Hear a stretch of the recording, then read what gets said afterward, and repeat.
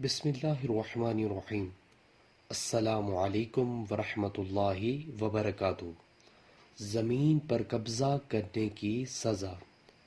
حضرت سعید بن زید رضی اللہ تعالیٰ عنہ سے روایت ہے کہ رسول اللہ صلی اللہ علیہ وسلم نے فرمایا، جو شخص ظلم سے کسی کی زمین کا کچھ حصہ بھی چھین لے تو روز قیامت اس کے گلے میں 7 زمینوں کا توق ڈالا جائے گا۔ اللہ اکبر، صحیح بخاری کی حدیث ہے۔ ویورز، ہمیں بھی چاہیے کہ ہم کسی کی زمین پر قبضہ نہ کیا کریں۔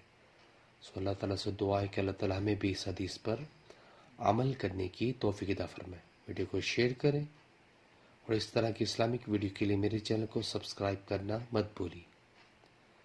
جزاک اللہ۔ السلام علیکم ورحمۃ اللہ وبرکاتہ۔